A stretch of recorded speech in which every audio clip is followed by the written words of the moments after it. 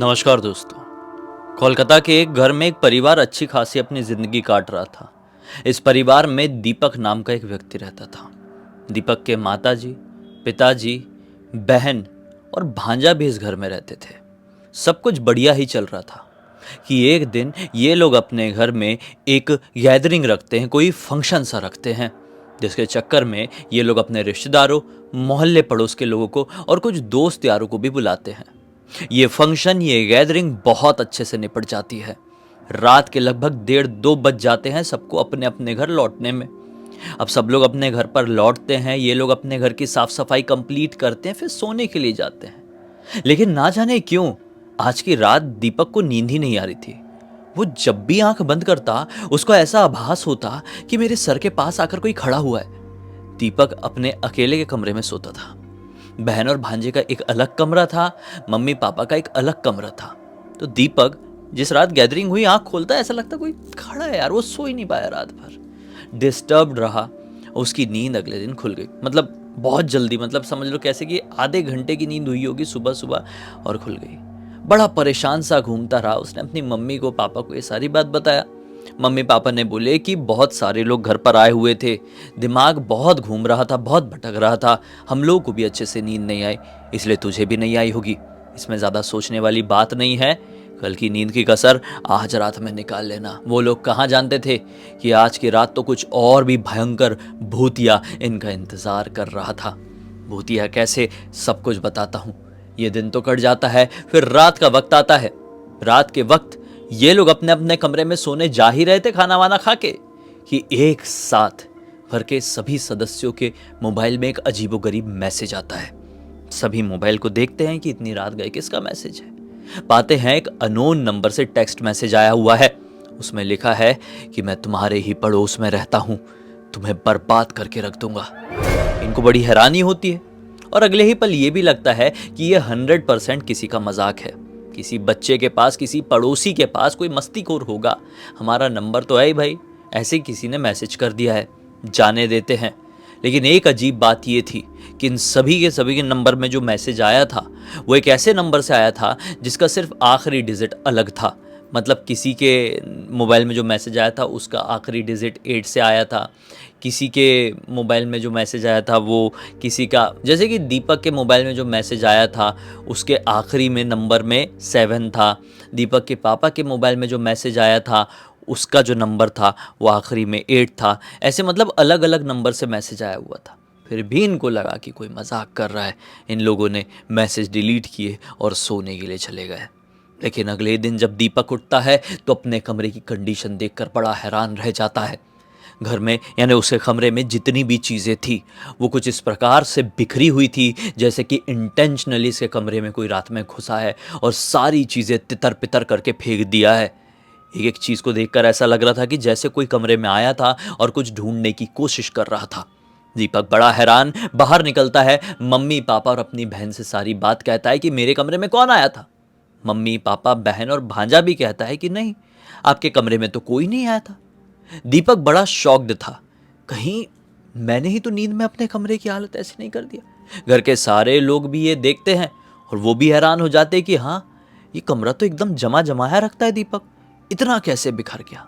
खैर, सारे के सारे लोग ये सामान वामान जमाने में अपने 2-3 घंटे और खपा देते हैं और आज का दिन भी अपनी अपनी दिनचर्या को कंप्लीट करते करते ये लोग ख़त्म कर देते हैं। फिर रात का वक्त आता है। रात के समय फिर से अपने अपने कमरे में सब लोग सोने के लिए चले गए थे और आज सोने से पहले कुछ भी गड़बड़ नहीं हुई, मतलब अच्छा है, भगवान का शुक्र है। रात के तकरीबन 2 बजे के आसपास दीपक को वॉशरूम जाना होता है। वो उठता है, नाइट बल्ब तो जल ही रहा था, ऐसे ही अंधेरे अंधेरे में वॉशरूम की तरफ चले जाता है। वॉशरूम की लाइट बाहर से चालू करता है और जैसे ही अंदर घुसता है, अंदर का नज़ारा देखकर इसकी हड्डियां तक कांप जाती हैं दोस्तों। इसलिए क्योंकि अंदर जो एक बड़ा सा मिरर था उसमें लाल रंग से खून लिखा हुआ था। वो घबरा गया और हड़बड़ाते हुए मम्मी मम्मी पापा पापा, मम्मी पापा और अपनी बहन को उठा देता है।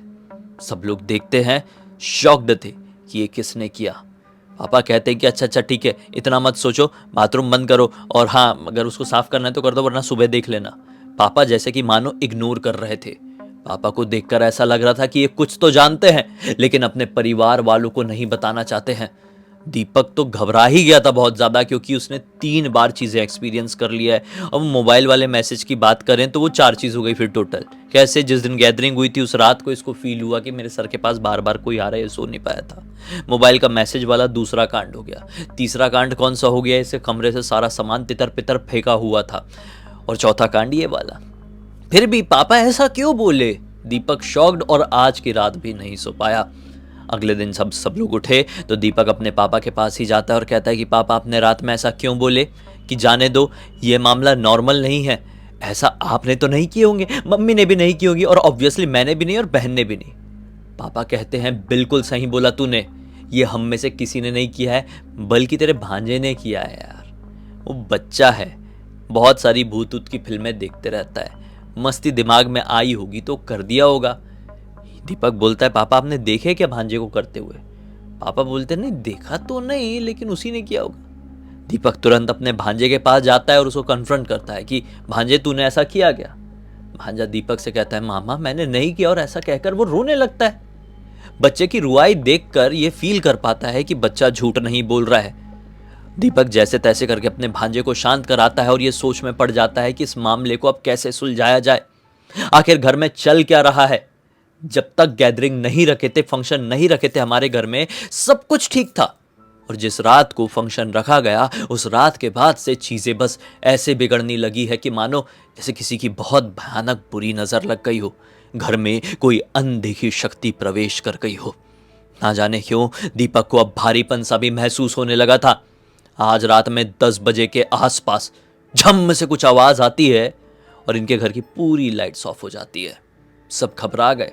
बाहर खिड़की से देखे तो दूसरों के घरों में लाइट थी, लेकिन इनके घर में कैसे चली गई एक अजीब सी आवाज के साथ। इतने में ही दीपक को समझ में आता है कि हो ना हो मीटर गिर गया है, मीटर की जो ड्रिप होती है वो गिर गई है। सब लोग जाते हैं मीटर की तरफ, देखते हैं तो मीटर के वायर कुछ इस प्रकार से कटे हुए दिख रहे थे जैसे कि मानो बीच से किसी ने इंटेंशनली कैंची से काटा हो। लेकिन मीटर के वायर कैंची से काट पाना इतना आसान है क्या भाई, आप सोच भी सकते हो क्या। जो इलेक्ट्रिशियन होते हैं ना, जिनको मालूम रहता है कि कैसा करने से करंट नहीं लगे, वो वही कर सकते हैं। ये देखकर तो ऐसा ही लग रहा था कि यहाँ पर पक्का कोई आया था, लेकिन जो मीटर की यूनिट है, जो ड्रिप वगैरह है, जो बटन है, इनके घर के अंदर ही है। तो फिर अंदर तो कोई आया नहीं, यही लोग थे। और भांजा ये वाली कारस्तानी कर नहीं सकता था। अब दीपक के पापा को लगा कि यार मैं जो सोच रहा था वो गड़बड़ है क्या, ये भांजे ने तो नहीं किया होगा ऑब्वियसली।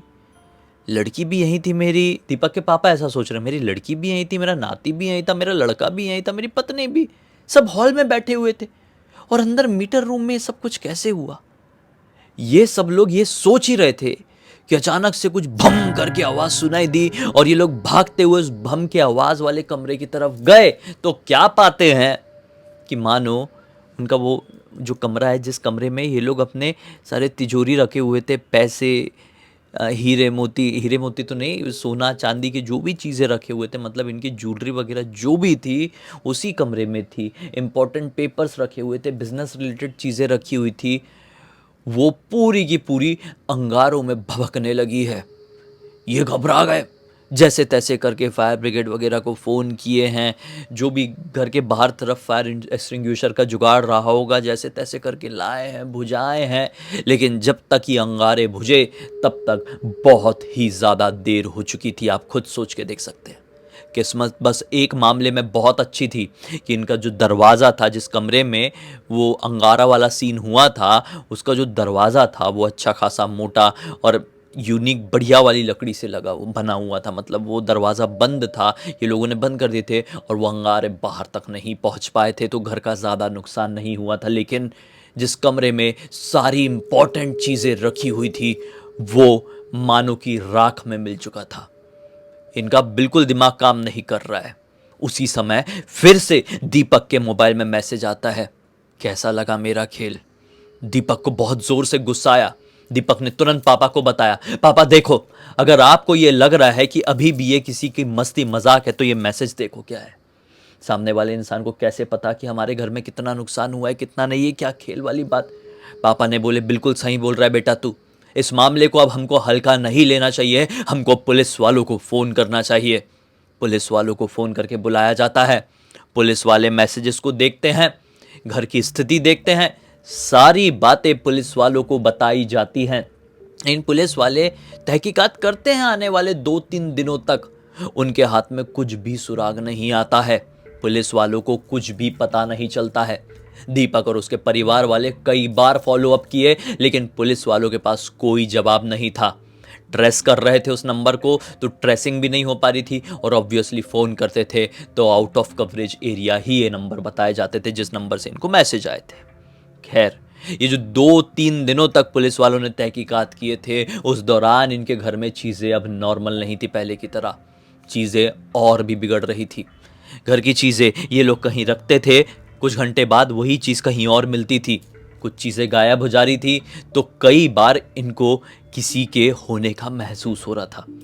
घर के लोगों को ऐसा लग रहा था कि दूसरे कमरे से कोई छिप छिप कर इनको देखता है। ये बिस्तर में सोते थे तो ऐसा लगता था कि बिस्तर के नीचे कोई तो भी है, जो पता नहीं कब हमारा पैर खींच लेगा, कब हमारी चादर खींच लेगा।